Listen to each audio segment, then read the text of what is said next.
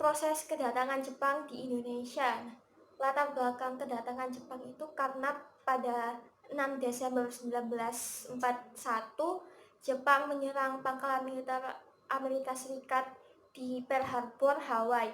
Nah, aksi Jepang ini merupakan gerakan invasi yang akhirnya merambah luas ke wilayah-wilayah kawasan Asia Tenggara. Jepang berhasil menduduki Filipina, Balikpapan, Samarinda, Pontianak, Palembang, dan Tarakan, yang mana pada saat itu Belanda masih menduduki wilayah tersebut. Selang beberapa minggu kemudian, Jepang berhasil mendarat di Pulau Jawa, dan beberapa hari kemudian Jepang berhasil menguasai Batavia, tepatnya pada 5 Maret 1942. Setelah Jepang berhasil menguasai wilayah tersebut, akhirnya terjadi upacara penyerahan kekuasaan pada tanggal 8 Maret 1942 antara Belanda dengan Jepang. Nah, dari penyerahan tersebut otomatis wilayah Indonesia berada di bawah penguasaan Jepang. Pada penguasaannya di Indonesia, Jepang membentuk organisasi-organisasi mulai dari bidang militer, semi militer, dan sosial. Di bidang sosial ada Gerakan 3A, Jawa Hokokai, Putra, dan MIAI dan Masyumi. Di bidang semi militer ada Keibodan, Seinendan, Barisan Pelopor, dan Hizbullah. Di bidang militer ada Heiho dan PETA. Nah, pada masa pendudukannya di Indonesia, Jepang juga melakukan mobilisasi dan penindasan-penindasan terhadap rakyat Indonesia seperti penerapan ekonomi perang, pengendalian pendidikan dan kebudayaan, dan pengerahan Romusa. Nah, dari hal itu terjadi respon dari bangsa Indonesia untuk melakukan perlawanan-perlawanan terhadap Jepang seperti perlawanan rakyat Aceh dan perlawanan lainnya. Pada 1943, Jepang mulai terdesak pada Perang Asia Pasifik. Bahkan pada 1944, wilayah Jepang banyak yang diambil oleh Amerika. Nah, oleh karena itu, kebijakan Jepang di Indonesia mulai melemah, ditandai dengan adanya janji kemerdekaan kepada bangsa Indonesia. Janji kemerdekaan itu diumumkan oleh Menteri Koiso, dan setelah janji itu dibentuklah BPU PKI. Setelah mengalami 2 kali sidang, BPU PKI akhirnya dibubarkan pada 7 Desember 1945 dan diganti menjadi PPKI. Puncak kekalahan Jepang pada 6 Agustus 1945 yaitu dijatuhkannya bom oleh Amerika Serikat di kota Hiroshima, kemudian disusul tanggal 9 Agustus 1945 di atas kota Nagasaki dijatuhkan bom yang pada akhirnya menyebabkan Jepang menyerah tanpa syarat kepada sekutu, yang juga menandai berakhirnya Perang Dunia Kedua.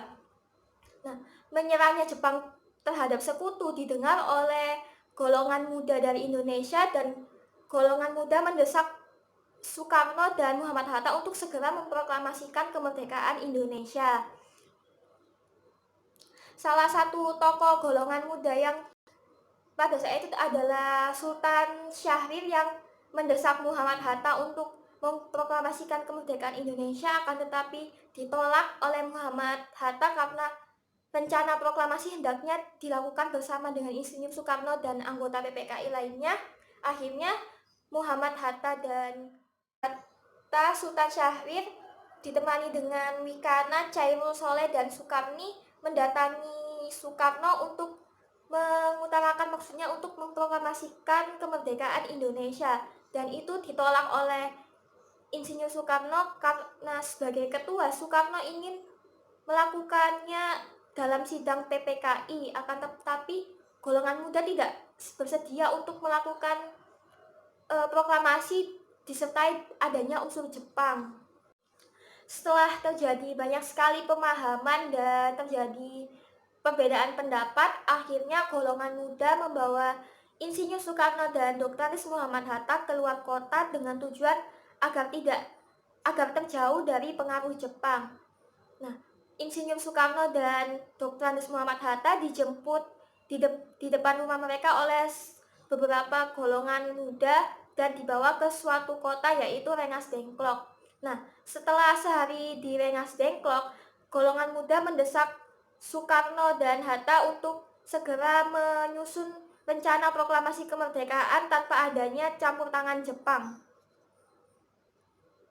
Sementara itu di Jakarta, Ahmad Subarjo dari golongan tua dan Wikana dari golongan muda sepakat agar proklamasi kemerdekaan dilaksanakan di Jakarta. Akhirnya Insinyur Soekarno dan Muhammad Hatta dikembalikan lagi ke Indonesia di Jakarta. Setibanya di Jakarta, rombongan Insinyur Soekarno dan Muhammad Hatta setelah tiba di sana, mereka berencana untuk menemui anggota PPKI untuk melakukan rancangan proklamasi kemerdekaan, akan tetapi hal itu tidak bisa dilaksanakan tanpa adanya izin dari pemerintah Jepang, sehingga Insinyur Soekarno dan rombongan datang ke rumah Nishimura yang merupakan seorang kepala pemerintahan Jepang di Indonesia. Akan tetapi Nishimura menegaskan bahwa PPKI tidak bisa lagi beraktivitas kembali, sehingga Insinyur Soekarno dan rombongan pergi ke kediaman Laksamana Muda Maeda, yaitu di Jalan Imam Bonjol nomor 1 di Jakarta. Nah, pada saat di rumah Laksamana Muda Maeda, mereka merumuskan proklamasi sampai akhirnya mencapai sebuah kesepakatan, dan pada tanggal 17 Agustus proklamasi kemerdekaan Indonesia diumumkan di depan rumah Insinyur Soekarno.